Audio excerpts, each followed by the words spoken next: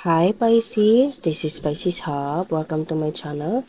So for today's video, gamitin natin itong Keeper, the fortune telling card. Alamin natin kung ano mga posibleng mangyari for Pisces, mga posibleng sitwasyon na i-deal nyo po, okay? And alamin natin kung ano mga pwedeng gabay, advices ng tarot cards for Pisces sa araw na ito, okay? Reminder lang Pisces na ito ay general reading po. So, pwede pong mag-resonate sa'yo, pwede pong hindi, okay? And ang mga gender na lalabas dito, feminine or masculine, ay pwede pong mag-resonate sa lahat. Babae, lalaki, and LGBT man. Depende po yan sa mga nanonood and sa mga taong dinidil nyo po, okay? And ang ating daily reading ay always pong timeless Pisces. So, kahit anong araw, buwan o taon mo ito napanood, basta mag-resonate, take nyo lang. Pag hindi, huwag po nating ipilit, okay? This is a general reading Pisces, so pwede po mag-resonate again, pwede din pong hindi. Okay, so ano po ang mga posibleng mangyari for Pisces sa araw na ito? Ano po ang posibleng mangyari for Pisces sa araw na ito? Okay, so unang-una, poverty. Okay, so pwedeng merong connection sa pera, Pisces, or sa trabaho, or sa certain na pamumuhay, okay? Or sa kung ano man yung dinidin mo na parang there's something na kulang, okay? Paghihirap, pwede din. Okay, so ano pa po ang message po for Pisces sa araw na ito? Message of concern and courthouse. Okay, so merong connection nito sa something na poverty, na kung saan yung concern, meron ka matatanggap na mensahe, Pisces, tungkol dito, or pwedeng tungkol sa courthouse. Pwedeng meron kayong dinidil na legal, Pisces, pwedeng meron kayong pinaprocess na legal documents na kailangan yung humarap, okay? Or kung hindi naman, something na bigla ko na ano yung word na pamana. So, pwede merong pamana and pwedeng ito yung concern na matatanggap mo regarding with your poverty situation. Okay? So, sige nga, kuha pa tayo. Ano pa po ang message po for Pisces sa araw na ito? Okay. So, yes, there is really a concern, Pisces, and judication. So, pwede merong paghaharap. Okay? Pwede merong paghaharap legally. Or kung hindi naman, pwedeng sa certain situation, pwedeng sa trabaho to, Pisces, na kailangan yung mag-meeting, meeting de avance, bigla ko na ano yung word na yon, okay? Or something na, kung hindi naman to about sa trabaho, sa pera, pwede din naman sa pamumuhay nyo mismo, sa pamilya nyo, okay? Kailangan nyo magharap-harap kasi merong kailangang lutasin, especially this poverty right here, okay? And meron kang matatanggap na mensahe, and this message na laman nito is merong concern, okay? And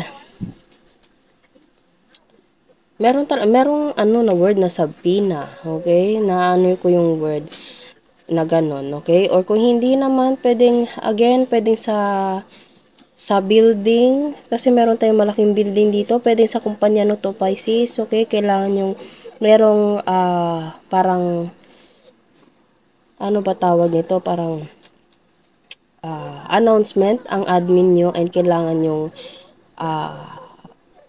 umattend sa meeting na yun. Okay? Pwede pong ganun. And merong pag-uusap-usap sa inyong sa inyong company. Pwede din pong ganun, okay? Pwede din po siyang family, okay? And meron talagang concern, meron talagang kailangang lutasin regarding with this poverty. Okay, so ano pa po? Ayun. Mature man. So pwedeng teacher mo to, Pisces. Okay, teacher, someone na mas matanda, okay, or pwede din siyang professor. Kung hindi naman, ito yung boss nyo mismo na kailangan nyong harapin, kailangan nyong makipag-usap. Nakikita nyo, itong mature man na to, ito yung concern. Nakikita nyo yung mukha nito pareho. Okay, so there's a mature man na concern sa kung ano man yung matatanggap mo, message of concern regarding with this paghaharap-harap, okay? And merong legal na kailangan. Kung hindi naman, as I said kanina, pwede din pong company or sa family nyo rin po, okay? Kumbaga, nasa circle lang ng family clan nyo. Okay, pwedeng mga relatives nyo na kailangan nyo pag-usap-usapan, okay? Lalo na ito ay mas matanda sa'yo, pwedeng ito ay lolo, tatay, uncle, or as I said kanina, wala pong gender specific, pwede din pong lola, nanay, okay, or pwedeng boss. And there is a poverty. Ano nga bottom of the deck? Oh, there's a gift. There's a gift, Pisces. Wow. So, okay. So, merong bigla ang hope, okay, sa reading natin yan. Kasi medyo ano to medyo alam mo yun, kailangan mong harapin, kailangan mong i-deal, kailangan nyong harapin mga katrabaho nyo, okay, family member nyo, okay, whatever it is. Pero there is a all of a sudden card gift. Okay? So, merong magandang darating. Okay?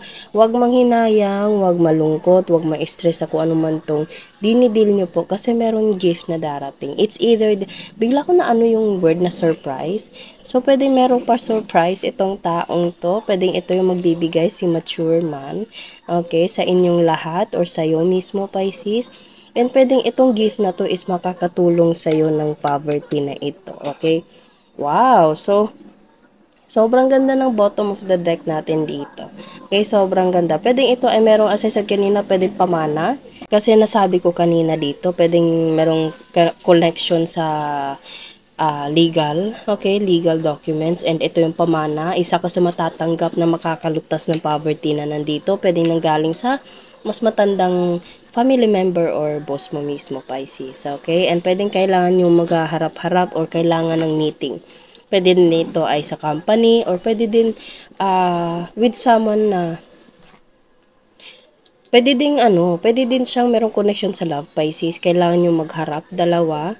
Okay? And this person will take a second chance. Bigla ko na ano yung word na second chance. And ito yung ibibigay niya sa'yo. Surprise gift. This person sa nararamdaman ko is mahilig mag-surprise sa'yo. And sobra siyang malaking tulong for your poverty, Pisces. For your something na shortage sa pera, sa pamumuhay, or so kung ano man. Okay, ito yung makakatulong sa'yo. Ito, malaking advantage to sa'yo, Pisces. Okay, so kung ano man yung nangyayari dito sa pamumuhay niyo, Pisces, wag ma-stress. Just trust the process. Trust always God. Okay, let Him handle that situation. Surrender everything to God. And merong darating sa'yo ng magandang bagay. Okay? So, wag mawala ng pag-asa. Okay? So, kuha tayo ng mga initials, random words, kung sino po itong taong dinidil ni Pisces o yung mga konektado sa ating reading ngayon. Okay? Meron tayo dito, chat, text, or tawag. Pwedeng ito yung message na matatanggap mo, pwedeng online, pwede ding through something na phone, long hair, letter D, merong D, R, B, J, letter H, F, pwedeng ito yung mga initials, Pisces, abroad, okay, kasal, pwede din siyang kasal, Pisces. As I said kanina, legal. And pwedeng itong taong to is gustong mag-step up. Pwedeng, sinabi ko kanina, second chance. And pwedeng ikakasal kayo kasi meron tayo dito parang, alam niyo, dalawang tao. Pwede din po siyang kasal, okay po? And also, pwede nyo dealing with your ex. Okay? Masipag. Visa. Okay, abroad and visa, Pisces. Okay, money. Ooh. Nice. Mabait. Offer. Yes, ito yung offer, Pisces. Ito yun siya. Mataba, chubby. Ano pa po? Kunin natin to dito. Ano pa? Bahay. Blonde. Okay. Car. Letter Q. Letter K. Letter P. Ito yung mga initials, letter G, and date. Oh, wow. So, wow, sobrang ganda ng reading natin ngayon, Pisces. Merong biglaang magandang bagay na lumabas sa ating reading ngayon, okay? So, yun lang po ang ating reading sa araw na ito. Naway nagustuhan niyo po. Huwag niyo po sanang kalimutan na mag-like at mag-subscribe po sa ating channel. And click the bell button, Pisces, para ma-notify po kayo sa next videos na i-upload natin, okay? So, thank you, Pisces, and God bless!